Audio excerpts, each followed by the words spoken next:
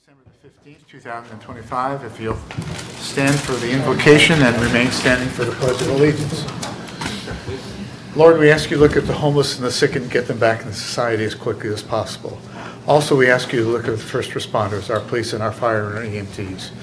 Also, from the standpoint of we want to do the best, what we are doing tonight is from the standpoint of those that are interested in, wait a minute here. What's going on with me? Tonight, we want to look at the EMTs and fires and as they protect us. Also, what we do for the entire city tonight is for the entire city and not for anyone particular interest or any particular projects. We do all of this in your name. Amen. Excuse me. I pledge allegiance to the flag of the United States of America and to the republic for which it stands, one nation, under God, indivisible, with liberty and justice for all. Excuse me this evening. I've got other thoughts on my mind here as well. We have Belinda Nitsky this evening taking the minutes. Frank Wickman from Wickman Associates, attorney. Belinda, if you'll call the roll, please. Mr. Barledge? Here. Mr. Messmer? Here. Mr. Rule? Here. Mr. Shriver? Here. Mrs. Spears? Here.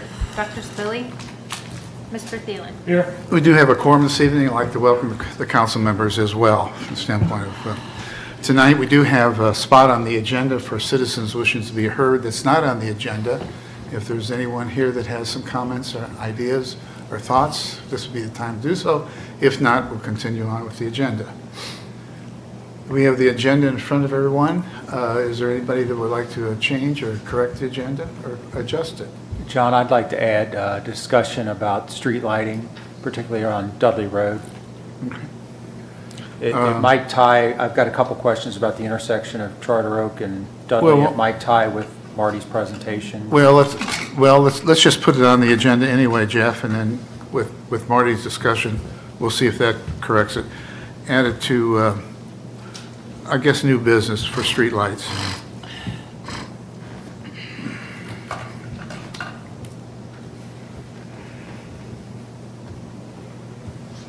Okay, anyone else?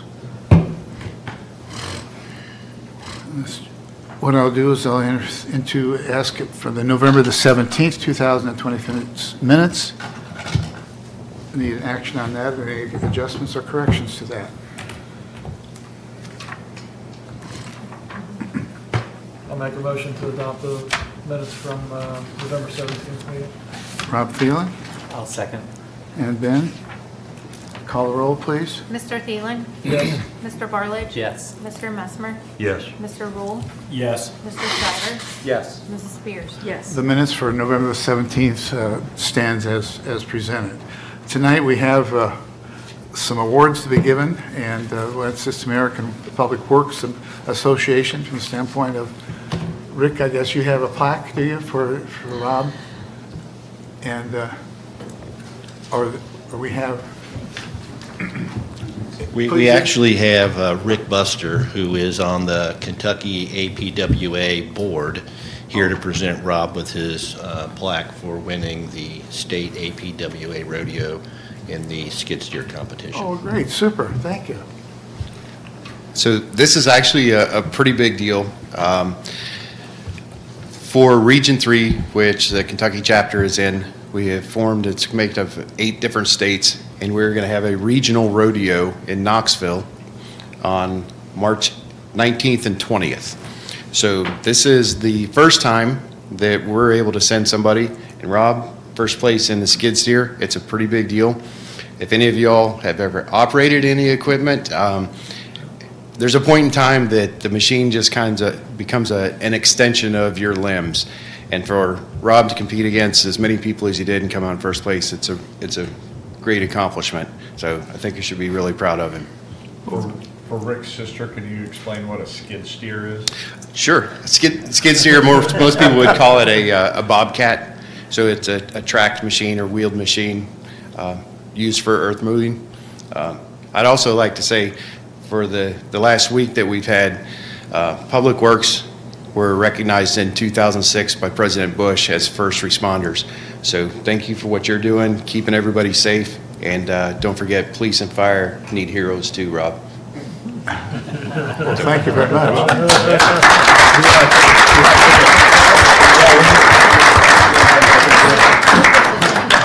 But can he get in the picture? Yeah, but here, Lucas and Mayor will get in there wait, too. let me.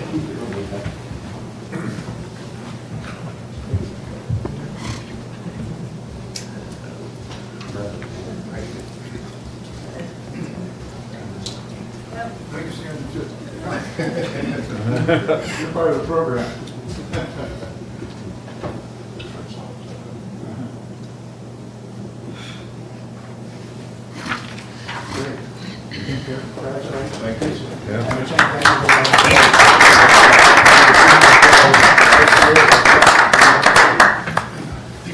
Stay there, Mayor. Oh, yeah. Stay there, Mayor. Rick, you want to do the next one? Oh, yeah.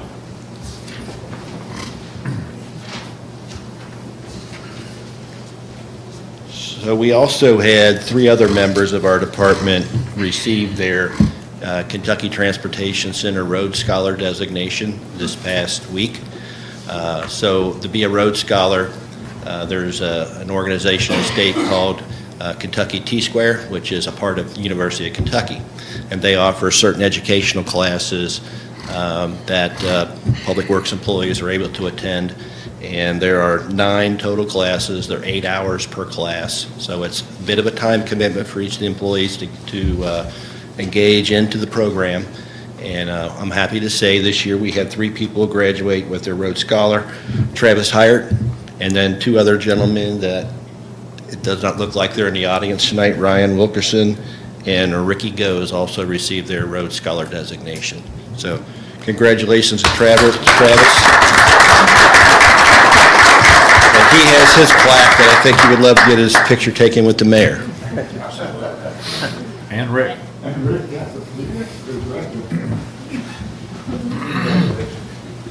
Well done.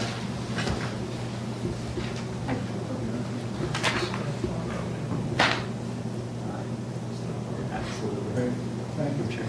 Again. And while we're all here together and talking about public works, at Sunday Mass, I had a number of folks come and say, thank you very much for all that you did for the standpoint of snow removal. It was tough from the standpoint when it came and how much it came and then how it rose. So I said I would pass them on to you guys. You did the work. I just took all the comments. So again, thank you. It worked out well. I think you all, people just don't realize just trying to time the storm, then dealing with the weather that changes during the storm, the temperature drop, you've got a truck down, you've got a salt box not working, and you all take all of that and still get it done, and we wake up in the morning and the streets are clear. So we want to thank you all very much because you work extremely hard. You're gone from your home, you're not in bed that night, and it's cold as all get out. So thank you for that dedication. We appreciate it very much. Yep. There's a lot to it. So yes, thank you very much again. But and keep up the good work. We're looking forward to more and more of it as well. But with that, tonight we have the number of reports. The first report before we get into that would be the mayor's report, and I'll just say a couple of comments. The mayors met Saturday at Crestview Hills, and the session is starting in January for the legislative folks down in Frankfurt. We're going to have a little difficulties down there because they're doing some renovation down there in Frankfurt. So from the standpoint of if you're going to go down and visit with one of the representatives, let us know. From the standpoint they're in different offices in different areas, and it's kind of a mess right now. But at the same time, we had a number of the representatives at the mayor's meeting on Saturday, and they welcome us to come on down from the standpoint as the legislative issues start to form and what we want to see and what we don't want to see. And I think last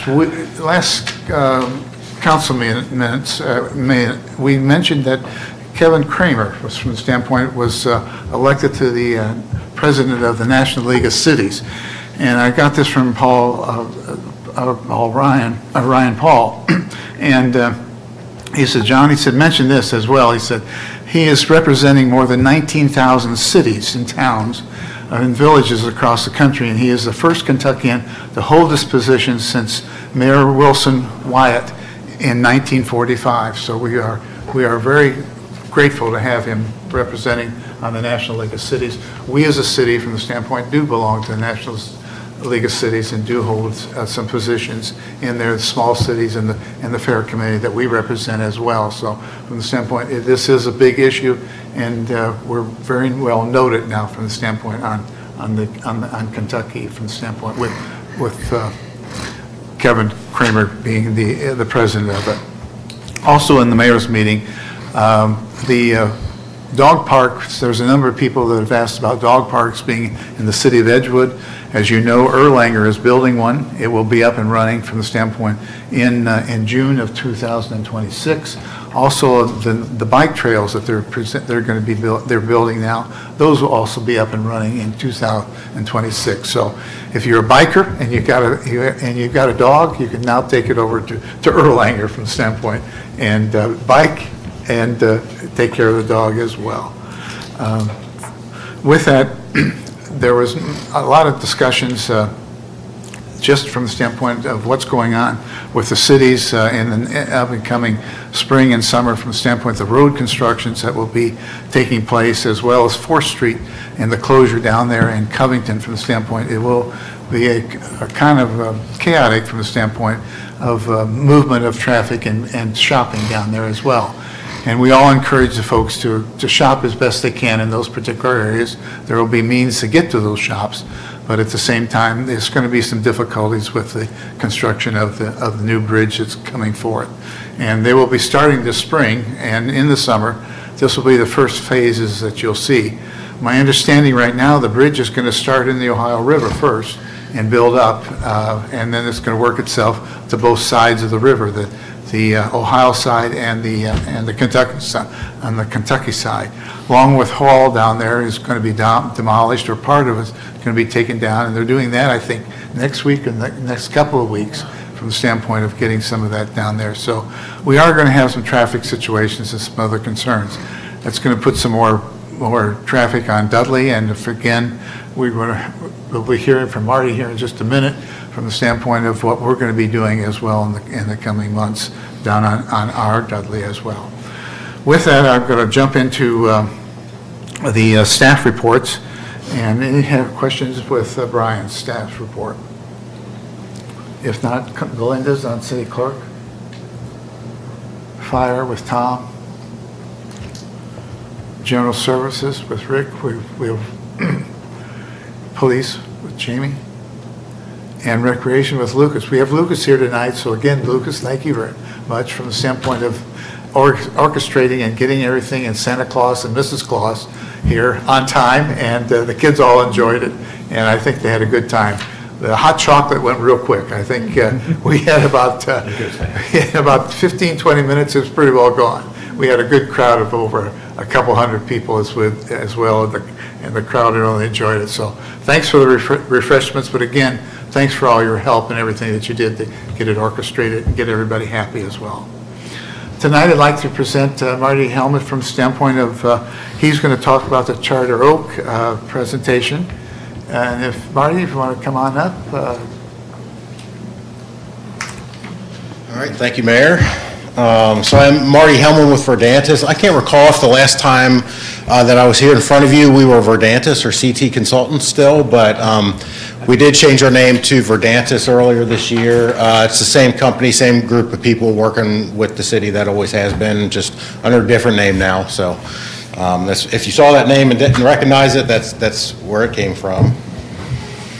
So I'm here to talk to you tonight about improvements to Charter Oak Road. We've been discussing this here for the last year or so, I guess, with Brian and Rick, kind of tossing around some ideas. We've presented some information on this to you guys in the past. Kind of what we have decided to do is that obviously Charter Oak needs some work. It's a very long road. No matter what we do, it's going to be very expensive to make some fixes. I think the city's done a good job of patching that over the years. It's kind of time to do a more comprehensive fix on that. We looked at an option of coming in and replace it with new concrete pavement, similar to what we've done on a number of streets in the city. We also compared that to an option where we would basically widen out the road, add curb and gutter on both sides, widen it out where it needs to be. It's about 18 to 22 feet, depending on where you're at now. We're looking to widen that to at a minimum of 24 feet, add curb and gutter. And because the pavement can hold up pretty well, the option that we're recommending that you move forward with is to add the curb and gutter, widen it where it needs it with asphalt pavement, and then mill/overlay with a new asphalt surface the existing pavement. And that's going to do a couple of things for you. One, it's going to save the city a lot of money in doing that versus tearing everything out and rebuilding it. It's also going to be a whole lot easier to maintain traffic as you're doing this improvements, and we all know there's a whole lot of vehicles that travel along that road every single day. If we've got sections torn out, it's really difficult to get people around. In this scenario, we keep most of the pavement there. We're doing the building. It's going to be kind of similar to what we did just now on Dudley with that intersection, where we kept the pavement in place and widened it on either side. So we were able to kind of keep traffic moving a little bit farther. So that's kind of the recommendation that we're doing. And here's the typical section. It's not necessarily going to be widening on both sides. It's kind of going to depend as we get into design.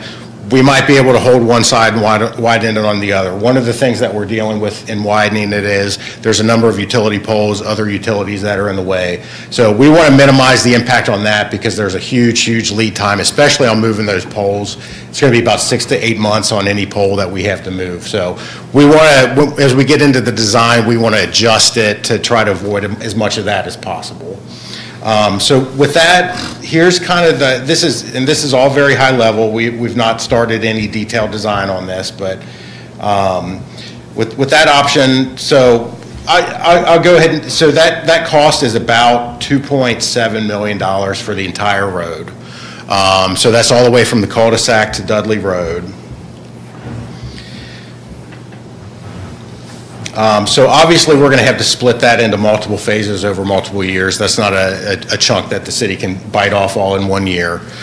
Kind of in the red, you can see is kind of where we're anticipating some of the widening. And like I said, it may not all occur exactly where we're showing it. It may be on both sides of the road. It may be on one side of the road, just depending on what's happening in that particular area. So we're hoping to widen out the cul-de-sac. It's got a pretty steep climb up to it. It's pretty narrow to make that turn in the cul-de-sac. We know that there are some drainage issues, particularly in this bend as you approach the cul-de-sac. So we're showing some improvements to storm in this particular area and throughout. We're looking at trying to pick up water before it gets to any intersection so it doesn't get off of Charter Oak and travel down one of the side roads. We're trying to pick it up on the road. As we get to Garden Way, we are recommending that we turn that into a three-way stop. And part of that is to allow for pedestrian access across the road to hook up with this sidewalk system that's on that. North is to the right of the screen here, so that's the west side of the road. There's a lot of homes back there, so part of the thinking in having that three-way stop was to have a pedestrian crossing there. We don't want to have it mid-block. We want a situation where cars are stopping so that those pedestrians can cross. And it allows all those homes back on Garden Way to hook up with that other side of the street with a safe crossing. On Timber Ridge, we actually did not recommend a three-way stop there, and the reason why is that as you go to the north, if I can grab this. There's a high point right here, which is just next just before you get to Beck Ridge. And as you're coming over this hump, it actually prevents you from being able to see this intersection. So the worry with putting a stop sign in here on this approach is that vehicles coming up over this hump don't see that stop sign until they're too close to it. And the other thing is, if we make this a three-way stop, the people coming out of Timber Ridge believe that people are going to stop here, and we're creating a situation where it's very difficult to actually see that stop on the approach. So they have confidence that vehicles are stopping, and they may not actually be stopping in that situation. So if we leave it with just the one-way stop coming out, they have to be more cautious. But what we are proposing to do is at Beck Ridge, make that a three-way stop, because you can see that approach from all three directions, and then you have vehicles stopping right here, so you don't have that speed coming over the hump on this. So, Can I ask a question before Sure. you go too much further? I mean, one of my biggest issue when I go down there is that hump. Is there any way to knock that down a little? we can look at doing that some. The challenge is the utilities that are there. So if we do that, we've got to relocate, lower all of those utilities. And the other thing is, because it's in such a developed area, when we start lowering that, it makes it very difficult to tie back into the yards and the driveways without making it steeper. So I It's think just a weird spot because, I mean, you literally it's just go up and very down a sharp, hill. yeah.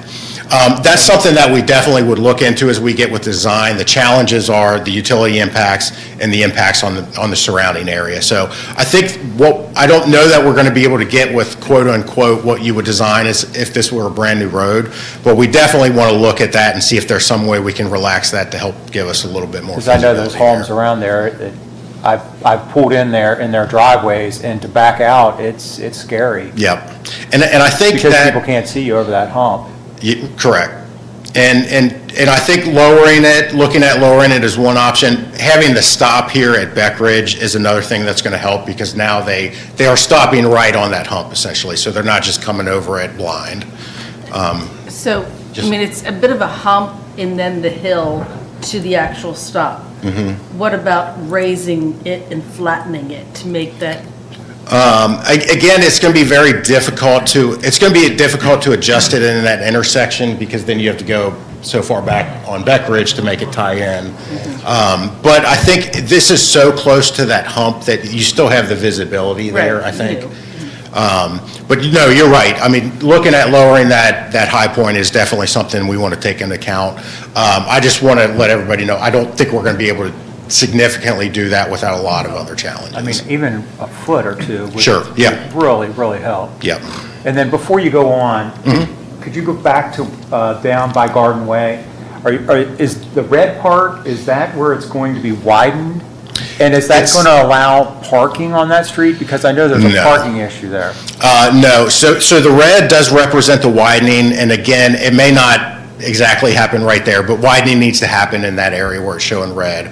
The intent was to not have on-street parking on here, because that is kind of a collector road for all of those. It's really going Well, I was just to thinking, mess up once traffic. it's past Garden Way, it's not a collector road. I mean, that's something we potentially could discuss, but yeah, down towards the dead end, towards the cul-de-sac.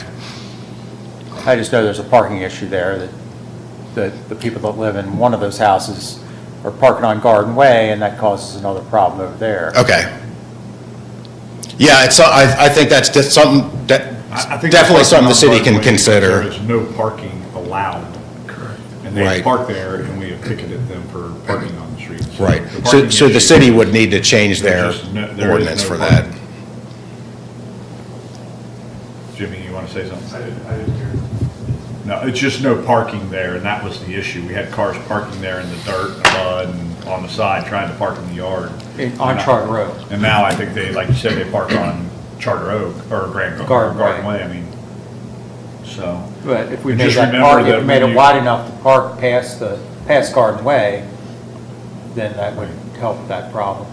And also remember, when you lower a road or raise the road, you're impacting all the sides as well, because you've got to now meet that new elevation.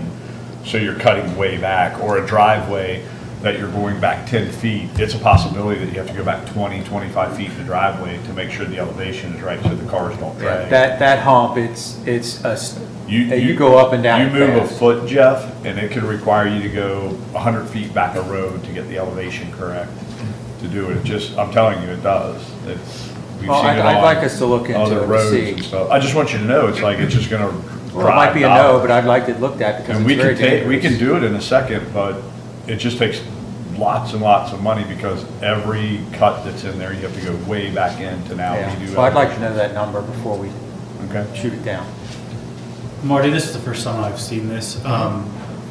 I see the widening in the red. It looks like, is there new sidewalks there as well? So the gray kind of sidewalk off to the side, that's the existing sidewalk that we are anticipating we're going to have to replace, because when you're widening and you're adding curb and changing the grade, it's going to be difficult to maintain that existing sidewalk as it is.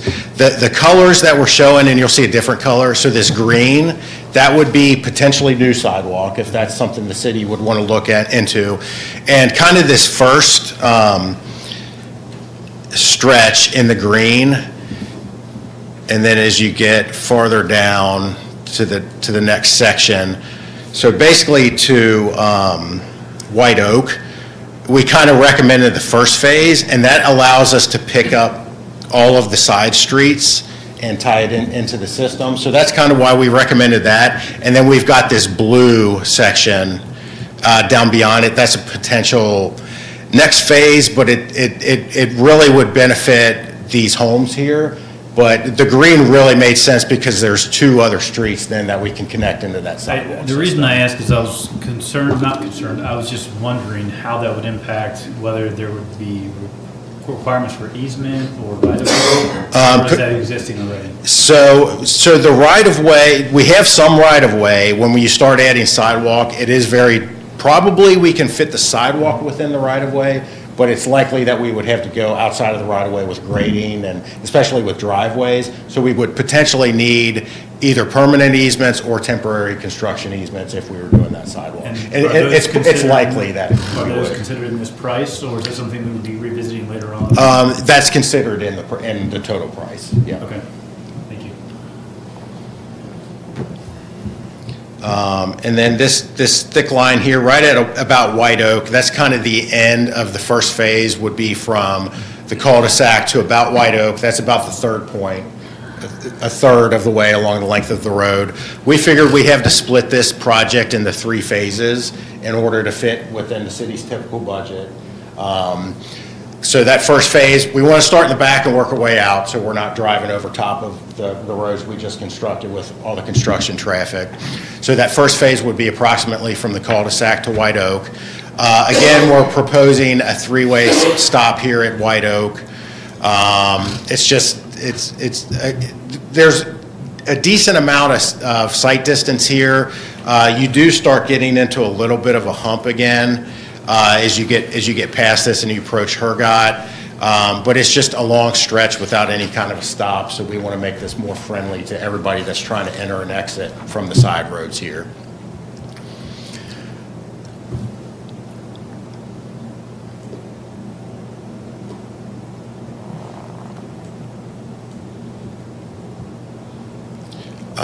And then again, with this blue sidewalk would be the proposed, potentially, if that's something the city wants to consider.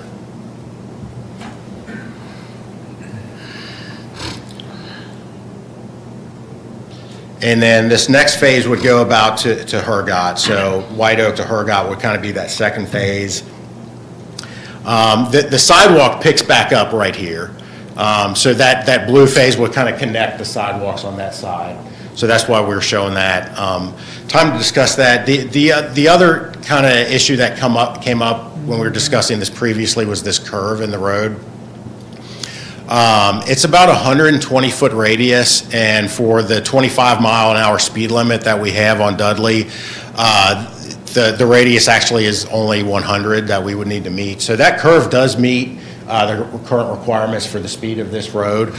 We drew a couple options in here. So this is a 200-foot radius, and then this is a 400-foot radius. So we really wanted to show how much impact it would have to these properties on the inside of this curve if we wanted to start widening that out. It does have significant impacts on these two properties here. So I would not advise the city to widen this out. It meets the requirements of engineering standards for this speed of a road. So it's just going to have a tremendous amount of impact on the surrounding properties. We do recommend, however, turning this into a three-way stop because there is a little bit of a visibility concern on the approach to this intersection. Somebody that's heading out towards Dudley, being able to see around this curve and really see what vehicles are coming or what vehicles are entering and exiting this intersection, especially if there are people parked in this driveway, that further limits how far around the bend you can see there. So we're recommending a stop here, and then this intersection with Hergot is so close to this stop that we don't recommend a stop there, as well as it having the proper sight distance. So, and then the last leg of this would be out to Dudley.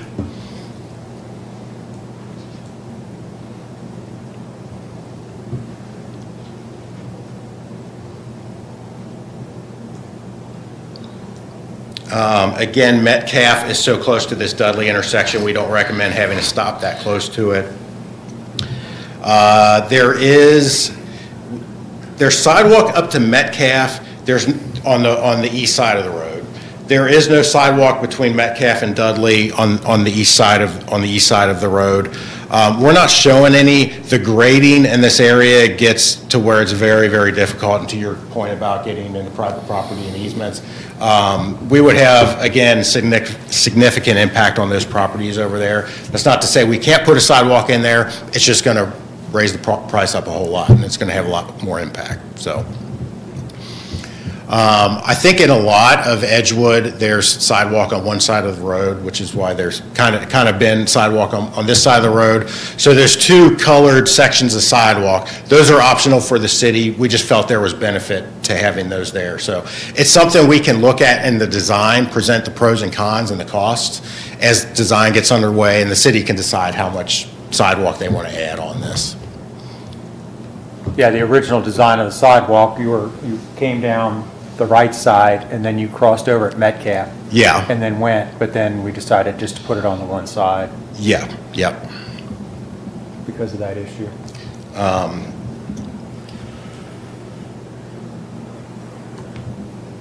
So again, we're proposing this, the green one would go to White Oak. And what that does is it picks up Green Line, and then we would take it over to the White Oak intersection, which we're proposing to turn into a three-way stop. And again, we can have that crossover of pedestrians there, so we have that link to the rest of the city there. Is there any questions about kind of all of that? I'm kind of getting into more detail than we have right now, but I'm trying to give you an idea of options of what you have and potential things that you can add or remove to kind of play with the cost. It's the benefit of the sidewalk versus the cost of it. It's the benefit of the sidewalk versus the impact on the surrounding areas. I mean, does that generally make sense overall, though, to everybody, to widen the road, add curb, get some stops and some strategic locations for both pedestrians, for sight distance concerns, for just access to the side roads? That's kind of the overall intent of this project. All right. And then, so again, we're anticipating the overall cost of this is approximately $2.7 million. That's all engineering, construction phase services, bidding. That's not just the construction cost, it's total project cost to get it done. So we're looking at splitting this up into 3 construction phases. Essentially, we would need to take, so let me explain what we're looking at. So each line is a calendar year. And then it's split into the first half of the year and the second half of the year, so we can show the fiscal years. So the colors represent a different fiscal year, which spans across calendar years.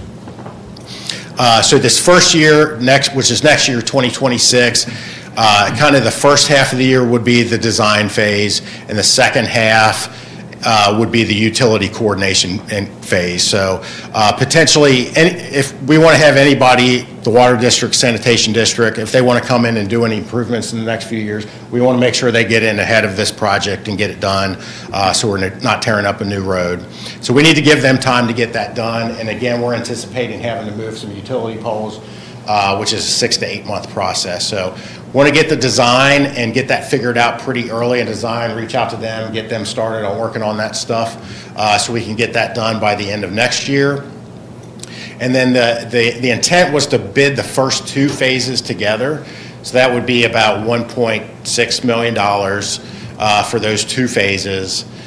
Bid them together. First phase happens in the first half of the year, second phase happens in the second half of the year. That way it kind of spans 2 fiscal years, so the city can budget accordingly. We looked at actually bidding all 3 phases together. The concern is we've got this gap in the first half of 2028 where we would be asking that contractor to kind of pause because we can't have them work ahead. We can't start payment on phase 3 until the second half of 2028. So what we're looking at is bidding phase 1 and 2 together in 2027, and then bidding phase 3 by itself in the second half of 2028. And we split this approximately about the third points of the road. You see that the price increases. We kind of put an inflation accelerator on each year just to make sure we're covered. We're predicting out 3 years here. So I'm hopeful that through the design and having a nice sized project, the bids can come in under this, but I want to make sure for budgeting purposes that you are being realistic about how much money this is going to cost you. So, any questions about that? Any concerns about what you've heard, or? No, I would just like to see it presented to the people that live back there, you know, like we could talk all day about these stop signs. The only person I think it affects would be Bridget. It doesn't affect anybody. So I'd like to get their opinion too. Maybe, I guess after it's designed, we could have a little open house and present the plans and everybody can put their 2 cents in. And I mean, I'd say get to maybe 50% design, have a better idea of the real impacts on people, and then we can present that to them and have a better discussion about how that's going to work out. Would make sense? Yeah. Yeah, I don't think it matters at any point in time that you go through and talk about those things like a stop sign or anything, because those are just put it in the ground or not put it in the ground, right? Right. So some of those are not. And then the sidewalk's the same way. It's an easy add, depending on if you want to put it. The road itself is going to be the road. Right. I mean, it's just going to be designed the way, I mean, to repair and replace and full depth and add some curb in places we're going to do it. That's the road. It doesn't matter. Yep. So we can be all the way finished on design. It can be 25%, 50%, it doesn't matter. We're just asking opinions of where stops would be or what they would think, and then completing those sidewalk runs. We can add that pretty simple. And other drainage concerns that maybe we're not aware of because we're not Yeah. sitting there at that exact moment Right. that is happening. Right. So we don't want to get too far along in the design phase and then have to change something unless you think it's relatively just some easy fixes if we come up with an issue like that. Right. But yeah, I would recommend kind of progressing the design a little bit, but like you said, don't get too far along so we can make some adjustments without having spent a lot of money. So have we considered, or is this plan take into consideration the continued building that's happening back there? The road surface and the number of cars that will be added? Is this plan incorporates those extra households that'll be back there? Correct. In Erlanger and in Edgewood? Yeah, it'll be designed for the future build out as far as traffic load and things like that. Can you explain what that means? Will it be designed for future build? It's based on, so the thickness of the pavement is going to be based on the type of traffic and the amount of traffic. So we know how many houses are going to be back in there, so we can predict what that average daily load is on that road, and then we would design the thickness of that road based on that traffic volume. And we've taken into account that Erlanger continues to build on their side, and there's no other access point to that. This is the only road. Correct. Okay. Yep. And we did that as well with the traffic signal out at Dudley Road, making sure that was taken into account in the timing and the lane, turn lane lengths and all that stuff as well. Thank you. Yeah. All right. Sounds good. And then you had some questions about the... Yeah, the Marty lighting. or Jeff had some questions about lighting. And I'd like to extend this more on Dudley, and we can talk about it afterwards, but I noticed after the construction was completed, and I'm not sure if it's 100% done on the street lighting, but we extended the road out a little bit. So I noticed that the street light that we have there is shining down on the grass. So it's not in the intersection anymore. And then with the store being gone, the whole intersection is very dark. So I would like to see there, that light that's there moved out closer to the road, and then another light put on the other opposite corner, if you guys think that that would be the best spot for it, but it's just very dark in there. Yeah, I think I think we've updated the poles to put the lights up are not in. So once all the poles are up and we can string it correctly, we actually have it designed to have on all four corners street lights overlooking all of the crosswalk areas. So we just have to wait till the poles are in to be able to put the new street lights on. And then we'll take down what you're talking about, will just go away. The ones that are in there. Okay, and then my only other concern was, so once I saw that was a problem, then I started noticing between Turkey Foot and Homestead, there's no street lights hardly at all. There's one at Summit, and I'd like to see a couple added there because it is very dark also.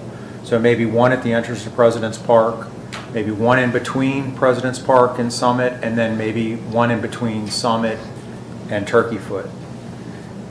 Jeff, while we're talking about that, I agree, it's dark through there, but our city sign at the park is blinding. It's pretty bright, isn't it? Yeah, is there any way to tone that down? And it would help to have streetlights too, but right now, you come around the corner, it looks like an ambulance is coming at you almost. Yeah. Or You know what's high-beams. funny about that? I know it's LED, so we're like, oh, it's set right now at 40%.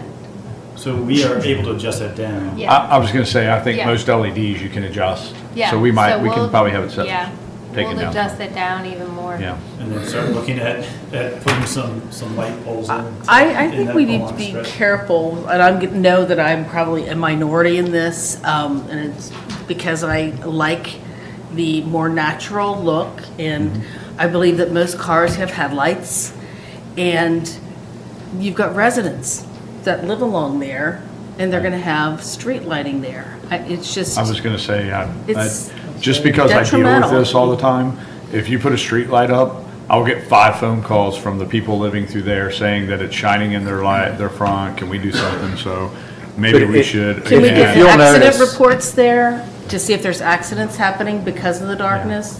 But if you'll ride up and down Dudley, it's very well lit except for that spot.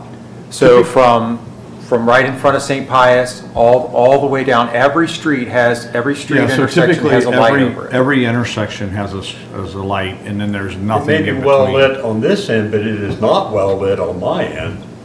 It's very dark down that way. Yeah, Sounds like we and get they're a dark only on the city. intersection. Dudley is just like that all the way up through. They're always where there's an intersection. There are a couple here and there Just here that and are there, thrown but- in there that are extra. 90% of the lighting on Dudley is at an intersection. I counted them when Darla was here, Oh, yeah. because she was Oh, yeah. thing, and I'm like, on the downward hill of the slope going in, there are 6 lights in that area. So I was always asking her, like, well, where do you want me to put it, or how do I put it, because they are in that area. But if we add them, and I'm not saying I'm opposed to it, Jeff, we ought to just ask, just like you were saying for Charter Oak, we ought to ask, because we will get blown up. Well, in the Lights. past, 20 years ago, when you put up a street light, yes, it would shine in everybody's window. Now, they're all directional, and most of them are all LED, and they're shining right down on the road. We can't forget that there's the ambient lighting from the city of St. Elizabeth, either on that side of the road. We Well, can I'm look not at talking it. about that. This is up this way towards where Summit is. Yeah, well, We'll I get mean, pricing for it, and and allow Homestead, it. people It in just- Homestead get but that, you know. It is true, and I'm telling you now, I will explain to them that it does today's lighting with LEDs, we can make it directionally fall however we want. And they will say, it is shining in my bedroom, I can see it, I can sit there. I'm telling you, Jeff, I've done it more times than you can imagine. When we redid all of the LED lighting in the city, I got phone call after phone call, and I'm like, well, you had a street light. I know, but this one bright, I can see it. And it's like, well, this one actually directionally throws it to the street and not the backside. Yeah, but this area that I'm talking about, most of the houses are so far from the road, there's no way that's gonna happen. And then the other side is Summit Hills. And I guess if there's a problem there, we should look for a solution. But if there's not a problem there, what problem are we solving? Well, I'm just- it's a safety issue. I agree, if we have evidence to support that, and we can get that through crash, through the, I mean, both chiefs can run, Yeah. see if they've had any, that's an easy fix. an accident without the ambulance and an ambulance with an accident. They can both run that to see where they are on Dudley and where those would be, but And I just it know if doesn't I mean was it's not going to- safe. I mean, we, If and it if I'm is going to an the area- park at night to the White House, I would, Right. it's just very dark at that intersection. I think the first light is just past the sign when you pull into the park. I mean, it's right next to that sign because that's how we connect the electric to that sign. Yeah, but it's not shining on Dudley. Right. Is the park open when it's dark? White House Event The White Center is. House. The White House will be, That section is. Yeah. Well, we can we'll address look at it. it. We'll do that, we'll Yeah. get that information. Yeah. We'll price out, I think it's not cheap to put lights up. We've priced out a couple times, I think, Rick, and it's thousands and thousands of dollars to put a street light up. And so we'll check that to find out where they can put them and what it would take if they have connection and can get connection to it. So we'll price all that out. Could you also, since you brought it up, tone down the lights on the Edgewood sign? Yeah, We will. Yeah, Belinda- so I made a She note. made it, Belinda made a note. I We made will. a Thank you, note. Linda. Yeah, we'll take it down a little Well, bit. yeah, they do We get, had the different colors make it bright. Yeah, the red- When the it got reds, red, it yeah. was like, woo, Yeah. right? get lights up. Okay, I got one more thing with the lighting. No, go So ahead. Up at President's Park, we have that round stone in the front, and it says President's Park. There's these lights right in front of there. Can we get those bulbs replaced or fixed? You know those flat ones that go across the front? They're the landscape light that sits in the front.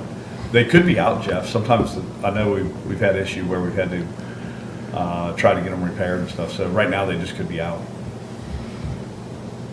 We cut back a lot of that bush and everything to the landscaping there. We took a lot of that out to make that kind of show. And those were originals, so. Oh, yeah. You know how old those can Yeah. be. We may Yeah. have to look at replacing and upgrading to something a little bit newer, more efficient, and so we can look at that too. But my guess Is would that be the they clock might be tower out. circle, or is that? Yeah, yeah. It's where the flag is, or not the flag, the clock, tower. I mean. Yes, and then they shine on that wall. Clock tower? Huh? The infamous clock tower? Yes. So, Okay, that's it. Okay. all right. Great. Since we're talking about money and Charter Road, is there any chance we could send a letter to Erlanger and ask them how much they could help us with this? Since their residents are gonna be using our street quite heavily.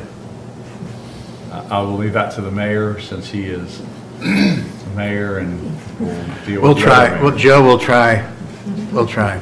We all know what the answer But- will probably be, but the principle. The street is a common street, and they'll say, you're using our street over in Erlanger too.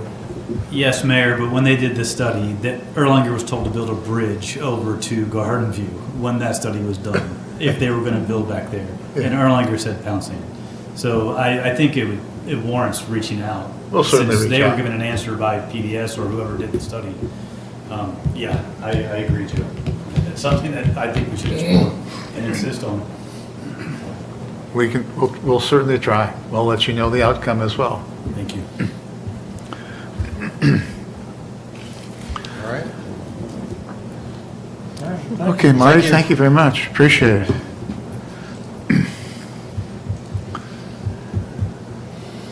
Rick, I got you back up to bat. One last, Go ahead. I think before we invite him, we ought to wait till maybe March, just so weather is better. Oh, yeah. I would hate to have a meeting and then it's like this week where it would be on a Saturday and then people couldn't show up just because the weather was bad. So maybe like March, we'll get stuff out to everyone and we'll do like we have at Liberty Hall. We'll have Marty come with some plans and talk through it. Is that okay? Yeah. Okay. I think that'd be great. That still would be a year out from when we were starting the construction on the back phase. Yeah. Thanks, Marty. All right, thanks, everybody. Thank you. And then Rick's going to do an update on, kind of give you kind of how we plan out roads, where we're moving, how we're doing that, how the current is. And Marty and Rick will tell you, we're 3 years out planning to try to figure out what we have to do and where we're going and how we fit that within budget. So I thought Rick could do a little bit of update of this year and Next year. real preliminary right now, next year, what we're doing. Yeah. So it's kind of a general services night tonight, so we're going to throw it all Yeah, at you. appreciate that. So I thought I'd talk a little bit about what we've accomplished the current fiscal year. So in the current fiscal year, we had one street resurfacing project, and that was Beck Ridge, and that one came in under budget at a cost of $83,143. I mean, it came under budget by about $8,000. We did several concrete street replacement projects. The first one was on Ashley Drive, and all of our street replacement projects are pretty much the same. Remove the street completely, put in an under drain, and then replace stormwater projects where it's appropriate, and then put the street back 8 inches thick. So we did a replacement project on Ashley Drive, and that was a couple of different portions of Ashley Drive. The first one was Ashley at Lindale, and the second one was once you go up the hill from Lindale, start to go down towards Marcel. We started at that point and replaced going up the hill towards Hudnall and stopped prior to Hudnall. So that project is now 100% complete. Mary Lou Court, which was a complete replacement. Before we get into that, there were several streets that we either resurfaced or replaced this year that water mains were replaced on prior to our construction work. And all those water mains were replaced in the spring of the year. So that was Beck Ridge, had a new water main put in it. Then we did a full depth repair on that one, and then Milton Overlay.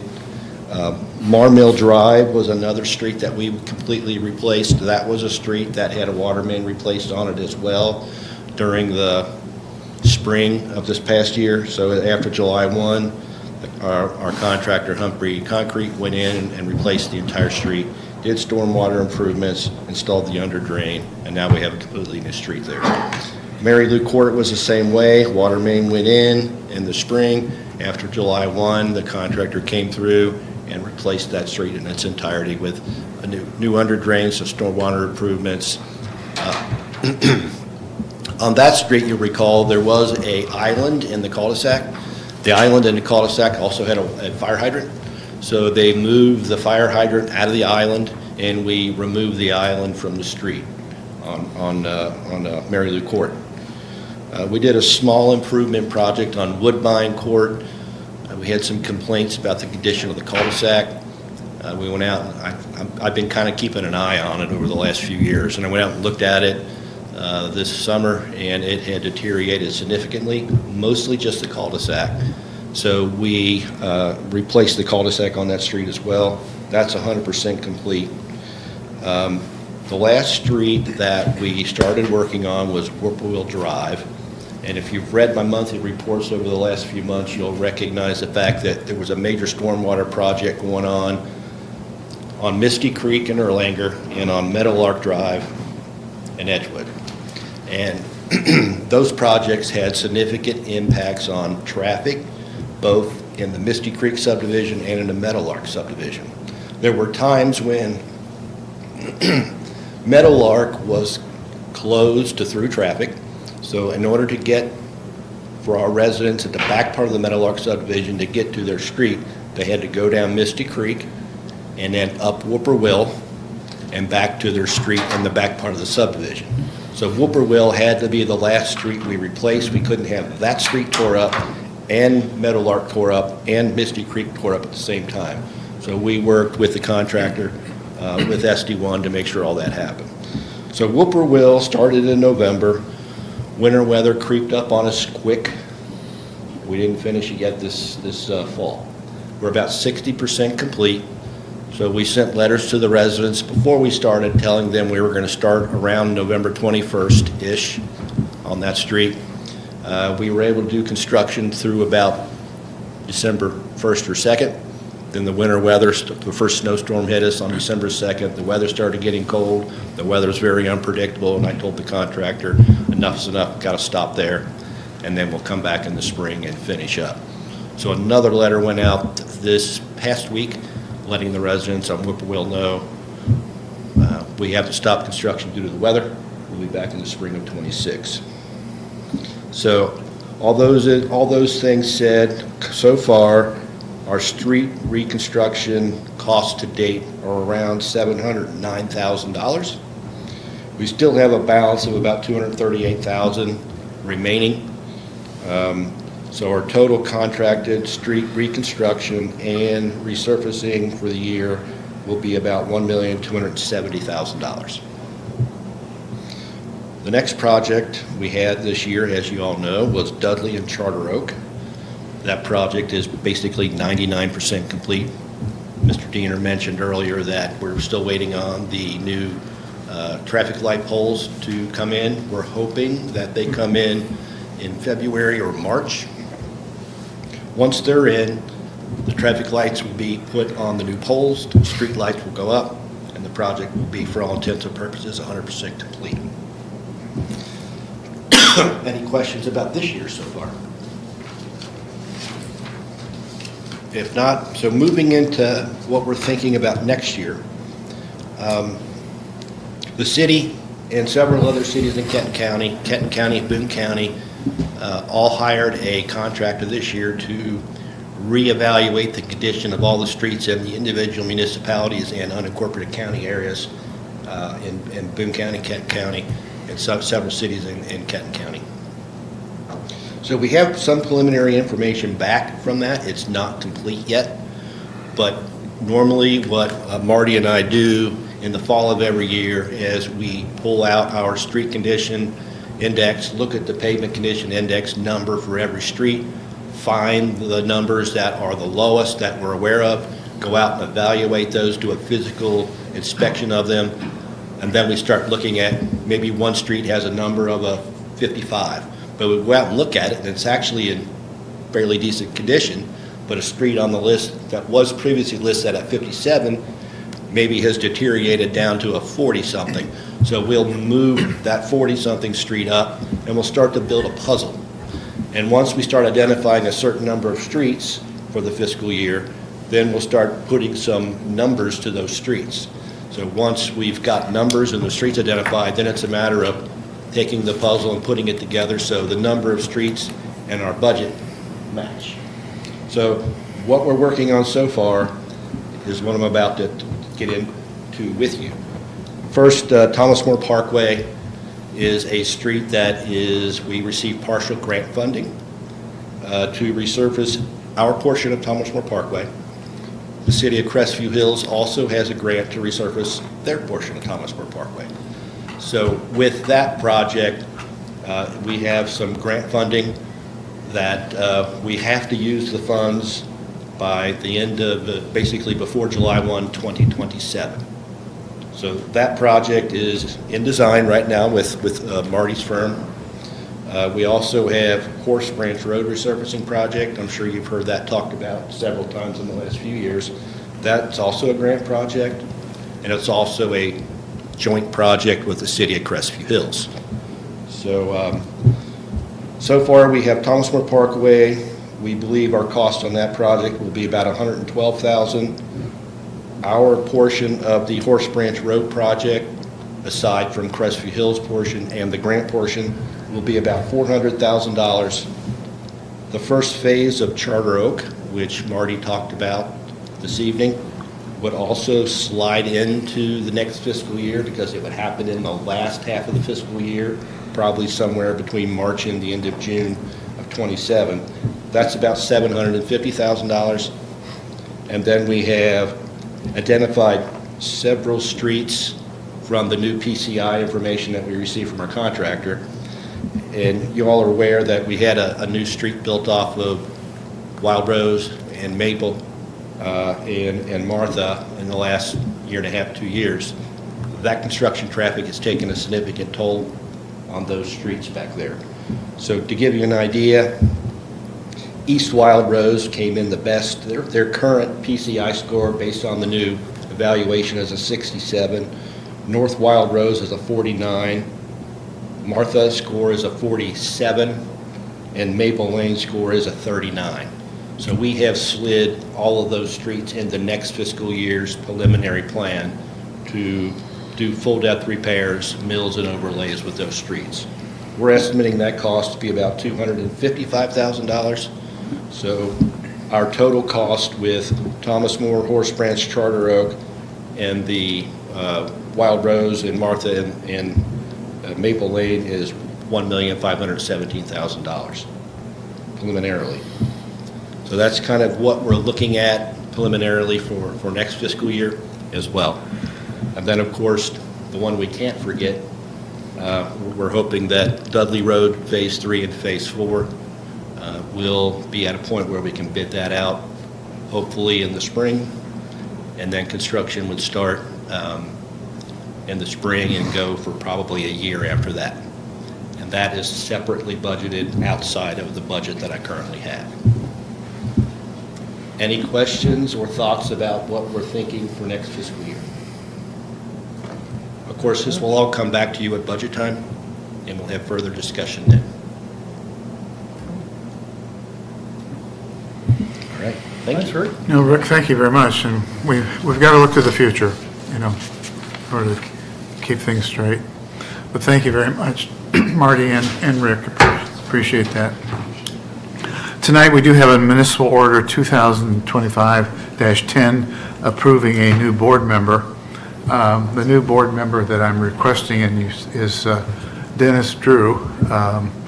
Joe Brake from Sandpoint has been on our Board of Adjustments, and I talked to him the other evening, and he said he would like to retire. We have a Board of Adjustments meeting coming up this Wednesday. This will be his final meeting. He's 90 years of age. He said, I'm losing a little bit of my memory. I'm losing a little bit of my memory this afternoon as well, or this evening. But Joe was appointed by Lou Knoll in 1978 on the Board of Adjustments. So he's been with us since 1978.